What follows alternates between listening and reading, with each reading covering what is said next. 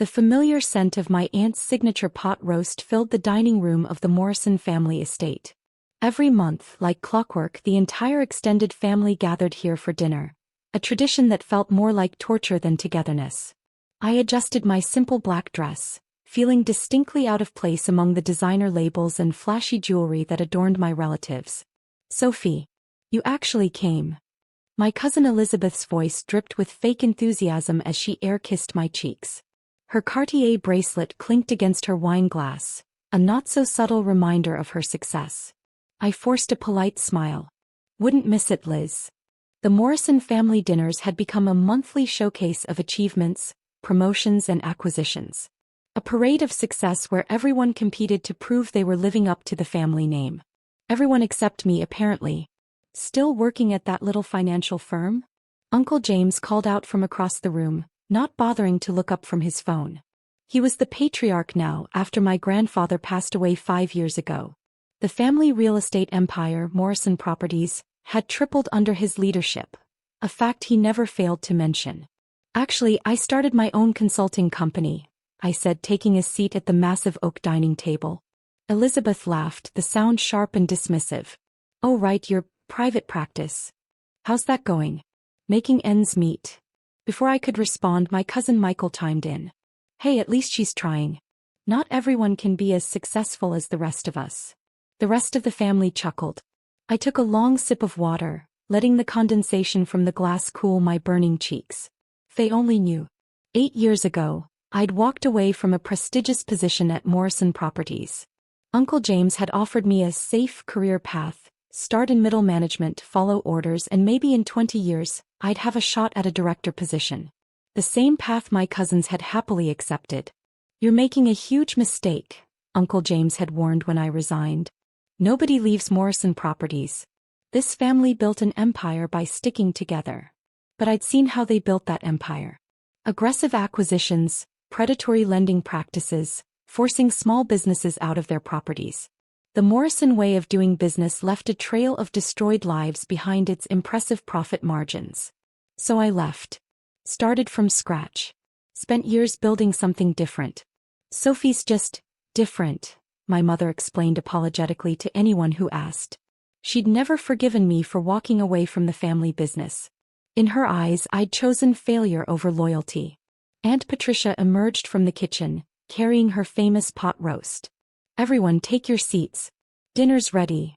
I found myself wedged between Elizabeth and her husband Brad, a corporate lawyer who loved talking about his latest luxury car purchases. Across from me, Michael and his wife Diana showcased matching Rolex watches, wedding gifts from Uncle James. "So," Elizabeth turned to me as the food was served, "tell us about this consulting business of yours. Any big clients we might know?"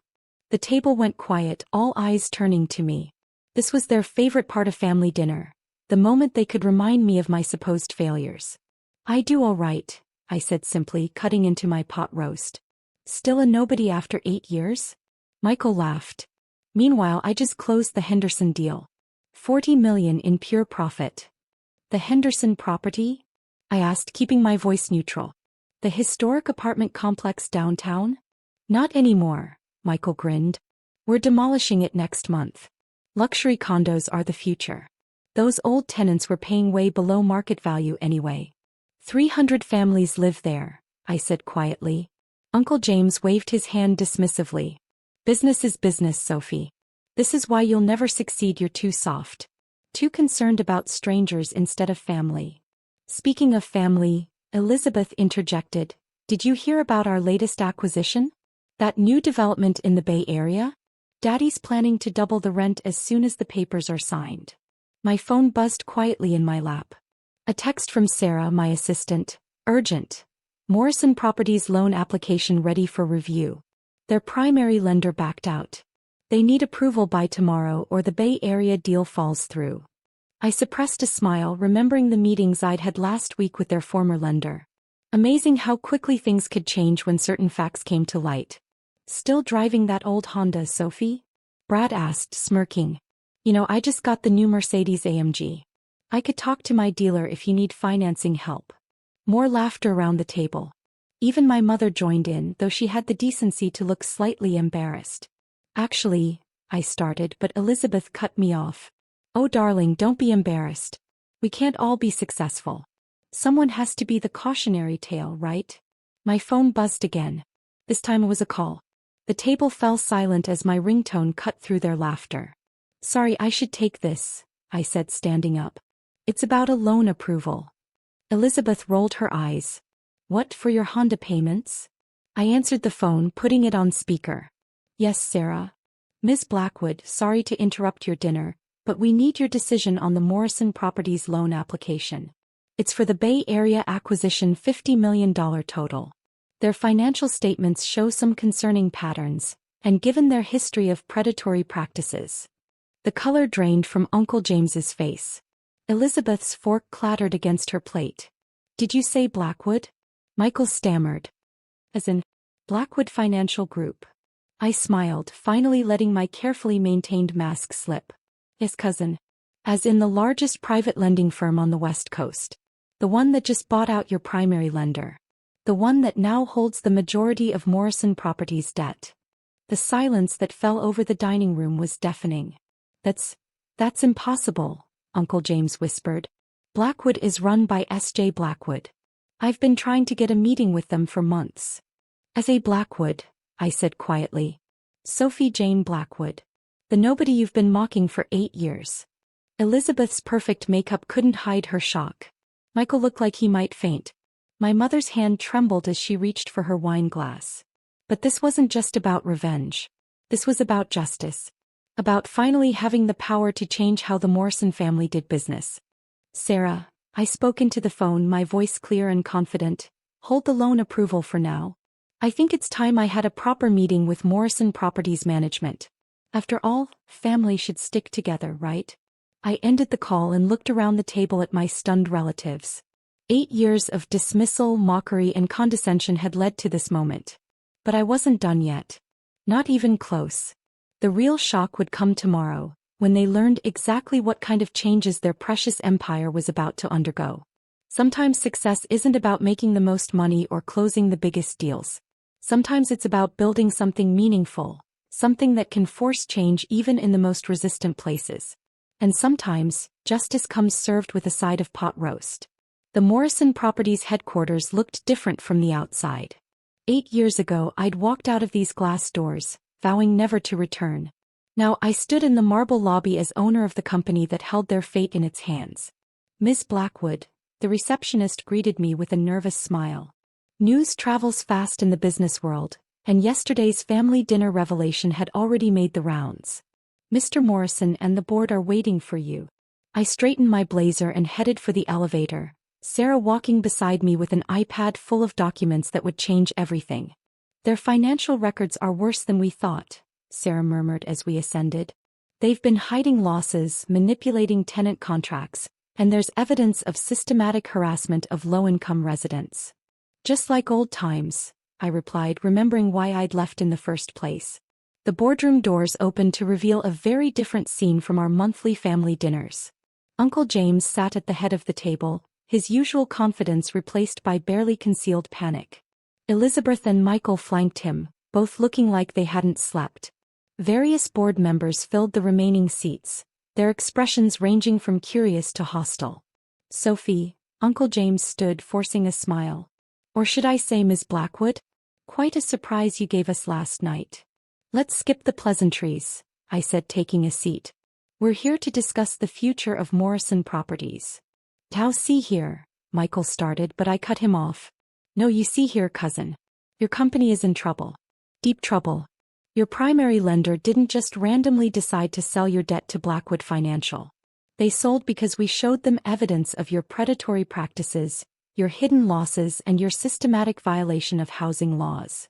Elizabeth's perfectly manicured hands clenched into fists. You've been spying on us? I've been watching, I corrected. Watching as you forced families out of their homes. Watching as you violated housing codes and safety regulations. Watching as you built this empire on the backs of people who couldn't fight back. That's business, Uncle James snapped. The Morrison way of doing business. Not anymore. I nodded to Sarah, who distributed folders to everyone present. Inside you'll find 2 documents. The first is a complete audit of Morrison Properties' illegal practices. If this reaches the housing authority, you'll face criminal charges. The room erupted in nervous whispers as the board members flipped through the damning evidence. The second document, I continued, is a restructuring proposal. Blackwood Financial is prepared to refinance your entire debt portfolio, but with conditions. Uncle James's face reddened. Conditions? We don't need your charity, Sophie. We can find other lenders. Can you? I smiled. Your company's real financial state is about to become very public. Those luxury developments you're so proud of? Built with substandard materials to cut costs. Those voluntary relocations? Actually forced evictions of protected tenants. No lender will touch you once this comes out. You wouldn't, Elizabeth whispered. We're family. Family. I laughed. Was it family when you mocked my career choices? When you dismissed my concerns about ethical business practices? When you celebrated throwing people out of their homes? I stood up, walking to the front of the room. But this isn't about revenge. It's about change. Real change. What do you want? Uncle James asked, his voice heavy with defeat. Morrison Properties will establish a tenant protection program. All current residents will be offered fair long-term leases. The Henderson complex? It stays as affordable housing, fully renovated to meet safety codes. That's ridiculous. Michael exploded. We'll lose millions. You'll lose everything if you don't agree, I replied calmly. But if you do, Blackwood Financial will provide favorable refinancing terms. We'll even partner on new developments, ethical ones that benefit communities instead of destroying them. A board member spoke up. Mr. Morrison, we should consider this. The company's reputation. This is blackmail, Elizabeth hissed. No, cousin. This is consequence. I turned to the board members. You have 24 hours to decide. Choose carefully. As I turned to leave, Uncle James called out. Why are you doing this, Sophie? Really? I paused at the door. 8 years ago I left because I couldn't change this company from the inside. Now I can force that change from the outside. The question is, will you change with it or go down fighting? The next 24 hours transformed Morrison Properties. The board voted overwhelmingly to accept my terms, overriding Uncle James's objections. Elizabeth resigned, unable to accept the new direction. Michael, surprisingly, asked to head the new tenant protection program. I have kids now, he admitted during a private meeting. I don't want them growing up thinking success means hurting people. The Henderson complex residents received new fair-rate leases. The Bay Area development was redesigned to include affordable housing units. Morrison Properties stock actually rose when we announced the ethical restructuring. Turns out, doing good can be good business. My mother called a week later. I never understood why you left, she said quietly. I thought you were running away from success. But you were running toward something better, weren't you? I was running toward the right kind of success, I replied. The next family dinner was different. No more competitive boasting or subtle jabs. Uncle James was quieter, more thoughtful. The cousins who remained at the company spoke about community impact instead of profit margins. As I sat there eating Aunt Patricia's pot roast, I realized that sometimes the biggest victories aren't about proving people wrong, they're about showing them a better way to be right. Sarah texted me during dessert. Henderson complex renovations started today. The tenants sent thank you cards. I smiled, looking around at my family. They weren't perfect, but they were changing. Sometimes that's the best revenge. Not destroying what hurt you but transforming it into something better. Still thinking about your little Honda? Brad asked, trying to recapture some of his old arrogance. Actually, I replied, I'm thinking about the new community center we're building in the Henderson complex. Would anyone like to help plan the opening ceremony? To my surprise, hands went up around the table. Change, when it finally comes, can be contagious. 1 year later, I stood on a podium outside the renovated Henderson complex. Beside me, Uncle James prepared to cut the ribbon on the new community center. The residents who'd once feared Morrison Properties now filled the crowd, cheering. I was wrong about you, Sophie, Uncle James said quietly. About everything. It's not about being wrong or right, I replied. It's about doing better when you know better. The ribbon fell away and with it the last remnants of the old Morrison way of doing business. Sometimes success isn't measured in dollars or deals. Sometimes it's measured in lives changed, communities saved, and families transformed. As I watched children rush into the new playground, I thought about that family dinner a year ago. They'd mocked my failed career, never knowing I was building something more valuable than money, a way to force change in a system that desperately needed it. My phone buzzed. Another development company needed refinancing. Another opportunity to spread positive change. Ready to do some good? I asked Sarah. She smiled. Always, Ms. Blackwood. Always.